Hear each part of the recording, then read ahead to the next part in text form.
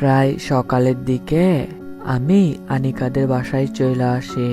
আমার শ্বশুর মশাই আমাকে দেখা অনেকটা অবাক হয়। অবাক হওয়ারই কথা, কারণ এখনো দিনের আলো ঠিক মতো ফোটে নাই। আমার শ্বশুর আমাকে বলে, বাবা তুমি এত সকালে এইখানে, যে কোনো সমস্যা হয়েছে নাকি? আমি ওনারে বলি, না বাবা, কোনো সমস্যা হয় নাই। এইটা শুই না আমার শ্বশুর বলে, ও বুঝছি, তুমি তো আমার আনিকা মামুনিরে ছাড়া থাকতে পারো না। আচ্ছা যাও, ওপরে আমার আনিকা মামুনি আছে। এরপর আমি সিঁড়ি বেয়ে ওপরে চলে আসি। আনিকার রুমের দরজা খোলা আছে। আমি রুমের ভেতরে গিয়ে দেখি ও এখনো ঘুমায় আছে। আমি ওর বিছানায় বসে ওর মাথায় আলতো করে আমার হাতটা রাখি। আনিকা একটু চোখ খুলে দেখলো, তারপর আবার ঘুমায় পড়লো। ও হয়তো এটা স্বপ্ন ভাবছে। আমি ওর এমন কাণ্ড দেখা একটু মুচকি হাসি। সকাল 9টায় মিমের ঘুম ভাঙে। ঘুম থেকে উঠে দেখে আমি এখনো তার মাথায় হাত বুলাই দিচ্ছি। ও এখনো বুঝতে পারে নাই এটা স্বপ্ন না বাস্তব। কেমন করে যেন আমার দিকে তাকায় আছে, কিছু বলতেছে না। এইটা দেখা আমি ওরে বলি, কি ঘুম পাগলি, এতক্ষণে ঘুম ভাঙলো? আমি সেই কখন থেকে আইসা বইসা আছি জানো, এত কেমনে ঘুমাও তুমি? এইবার মিম বলে, আরে আমি কি জানি তুমি আসছো? আমি তো ভাবছি এইটা আমি স্বপ্ন দেখতেছি, তাই তোমারে দেখাও আবার ঘুমাই পড়ি।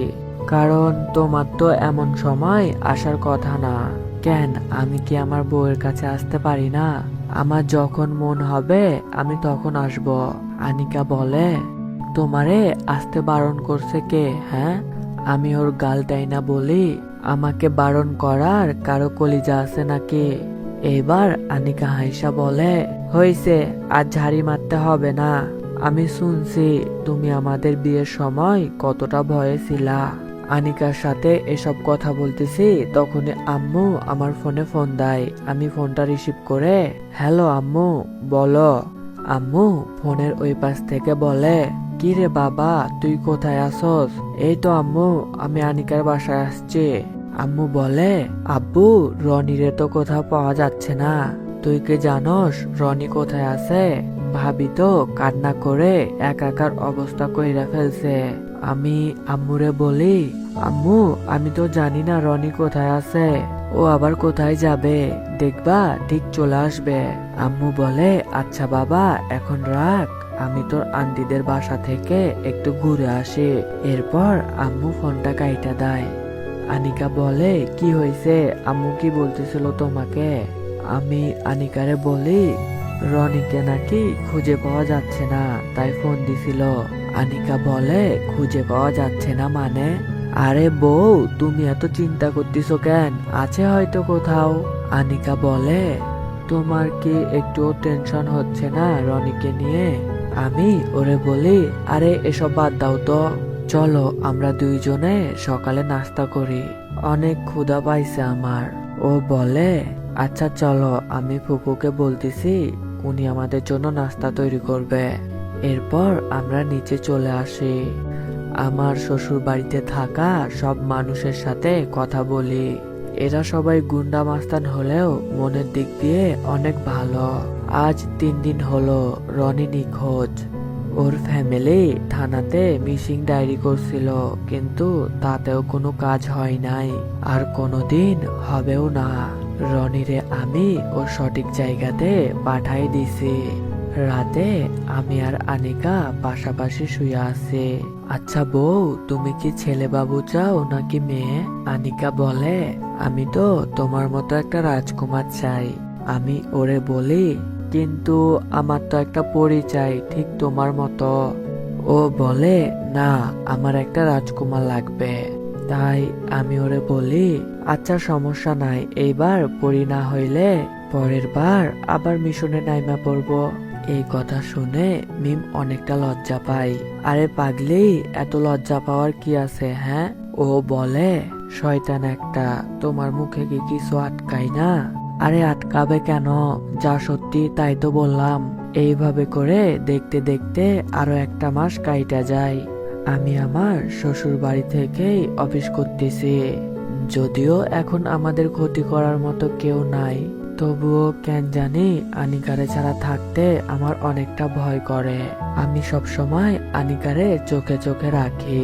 আমি ওরে ঠিক যেমন ভাবে চলতে বলি ও ঠিক তেমন ভাবেই চলে। রাতে অফিস থাইকা রুমে আইসা দেখি মিম শুয়ে আছে।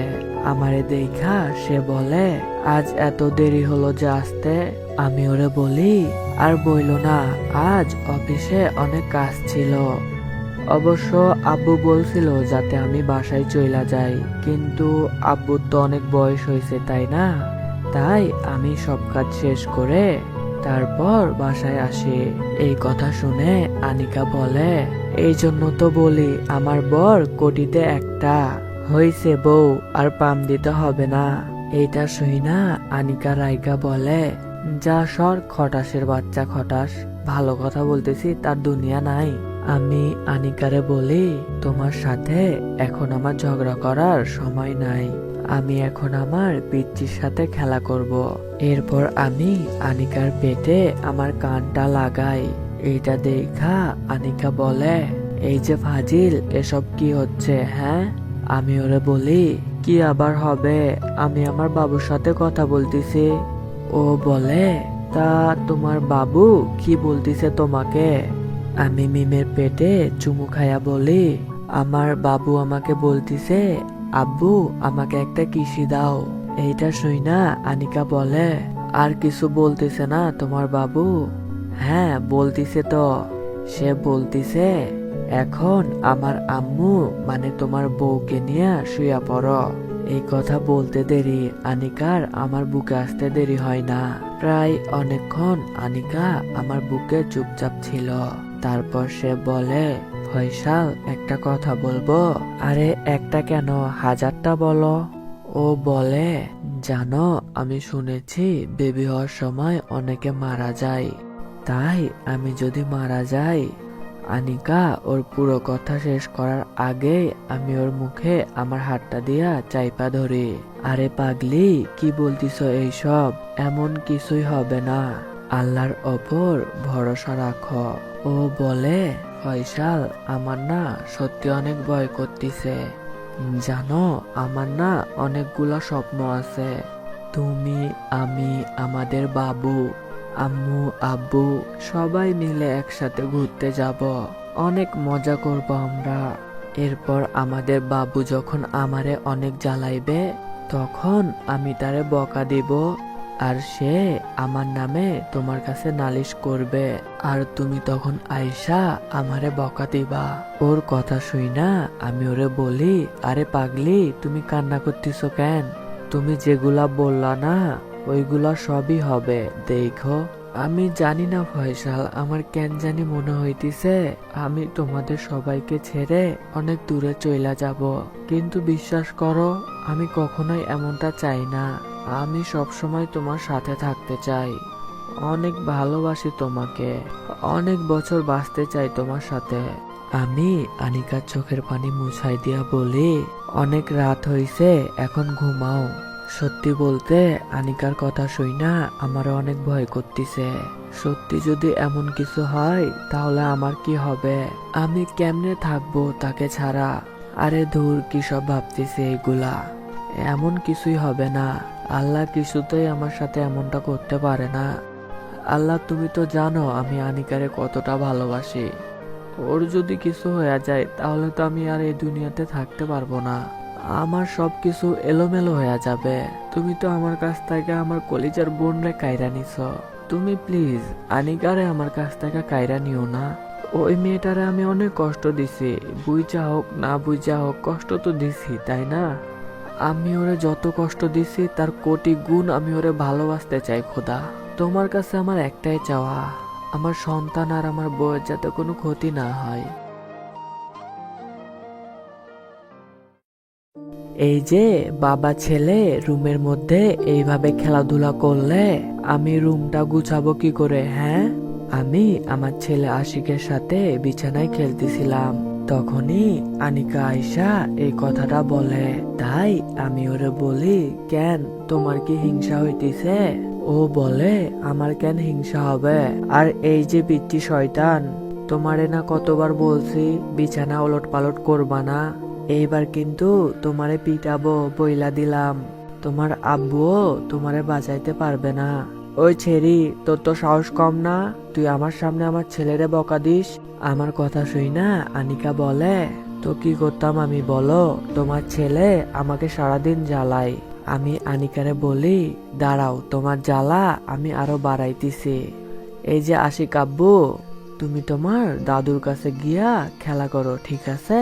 আমি ওরে আমার আব্বুর রুমে দিয়ে আসি। এরপর আমি আমার রুমে আইসা দেখি আনিকা বিছানা ঠিক করতেছে। আমি রুমের দরজাটা লক কইরা আনিকারে পিছন থেকে জড়াই ধরি, তারপর ওর ঘাড়ের সাথে আমার নাকটা ঘষা দি। এই যে মহারানী, তুমি তো তোমার রাজকুমারে পায়া গেছ, কিন্তু আমাকে আমার পরি কে আইনা দিবে, এইটা বইলা ওরে বিছানায় ধাক্কা মাইরা ফেলাই দি।